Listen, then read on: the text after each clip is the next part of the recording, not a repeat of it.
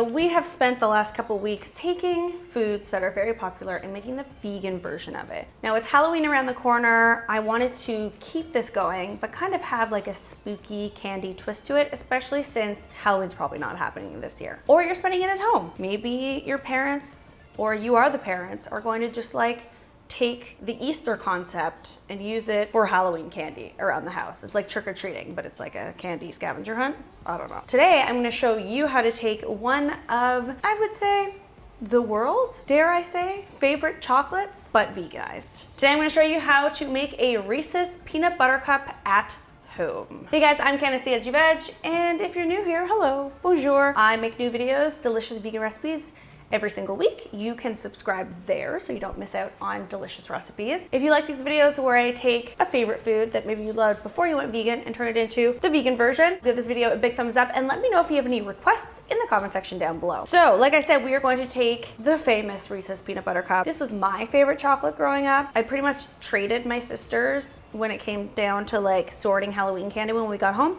I traded them different chocolates so that I could have all the Reese's cups. I loved them. And it was one of the saddest moments for me, like nostalgically, when I went vegan, because again, they were, I don't know, comfort food for me. I loved them. I loved the combination of peanut butter and chocolate. And it's not quite as easy as you would think.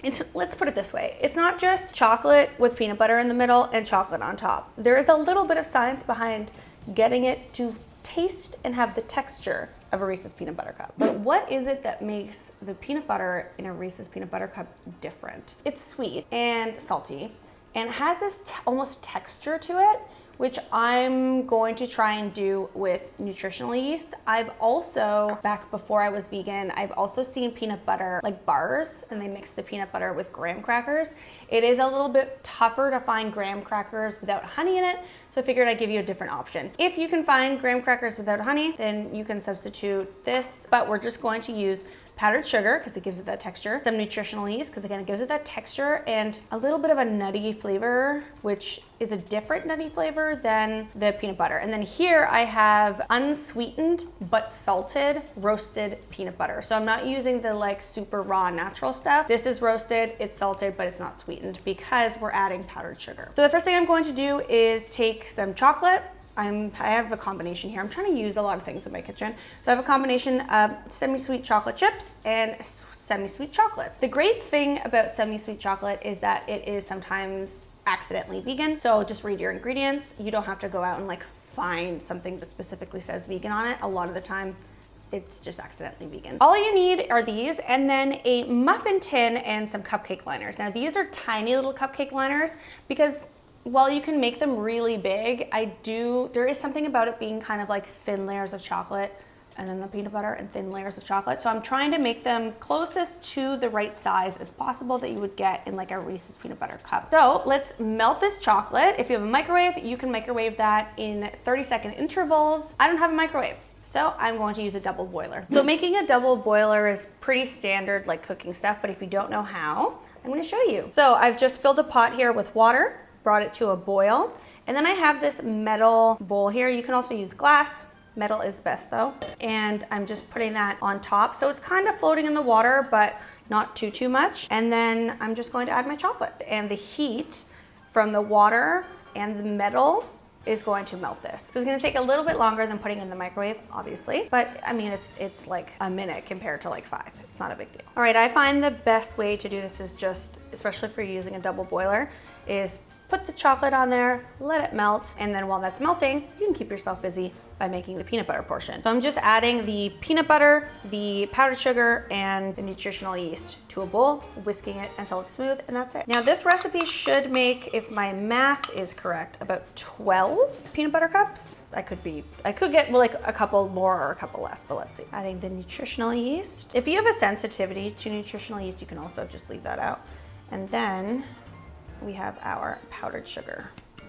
And if you like it super sweet, I'm erring on the side of, you know, this is powdered sugar and Preferably, I don't want a sugar coma and I plan on having more than one. But if you want it to be sweeter, just add more of the powdered sugar. All right, and then just mix that together. You can use a spoon and just do that until it's smooth. What you're gonna end up with is kind of like a dough. And if your powdered sugar is super lumpy, mine's lumpy, but it's not too bad. It's not hard. I can just easily smash it down and it's soft. If it's lumpy, just use a sieve. Okay, so we're just gonna take 1 to 2 tablespoons of the chocolate and put it in the bottom there. Coat the bottom completely. And then after we have all the chocolate in each little cup, I'm gonna throw it into the fridge just for like 5 minutes to harden. With these ones, it's about 2 teaspoons, but depending on how big your muffin or cupcake liners are, it'll kind of depend on you. Okay, so these have been in the fridge for about 5 minutes. They're still soft, but a little bit, like if you touch them, they're not going to like push down or indent or anything, but they are still soft. Like I wouldn't eat this now. It's the perfect consistency for adding our peanut butter. So depending on how much peanut butter you like, going to depend whether you use a tablespoon or a teaspoon. So mine are a bit smaller, so I'm going to use a teaspoon. Because we have almost like a dough here, all I'm doing is just going in there with my teaspoon and then with my fingers, wash your hands, just taking it out and almost like forming it into a little ball, shove it in the middle. Keep it in the middle because you want to make sure that the peanut butter doesn't poke out the side. Fun fact, when I was younger, I lived a town over from the Hershey factory in Smith Falls. So we would go there on like field trips, or if my mom didn't know what to do with us for a weekend, she would be like, oh, let's go like to the Hershey factory and see how chocolate's made. But they had this great thing where you could go to the store and you could buy the chocolate that was like deformed, like it wasn't perfect to sell to the consumer. So you could get like Reese's peanut butter cups that were like the peanut butter's like showing through because they can't sell that because it's not perfect, and all their different types of chocolate. And so that was always a fun thing that we did as a kid. That's the type of stuff you do when you grow up poor. Free activities. All right, so I'm gonna go ahead and flatten it a little bit, but again, keep it away from the edge. I love peanut butter cups, and Louis just only kind of likes them, so I'll probably get to eat most of these. All right, and then repeat this until you don't have any peanut butter left over, and cover it with chocolate. All right, so using a tablespoon, I'm just going to drizzle chocolate on top and all around it. All right, so just kind of smooth at the top as best as you can. If you can't really, just add a little swirl because it's pretty, right? Okay, so what you want to do when they are ready to go, you're good, they look the way that you want them to look, stick them in the fridge for about an hour minimum. That way they're just hard enough that they're not like going to be super soft when you bite into them, and then we'll enjoy them.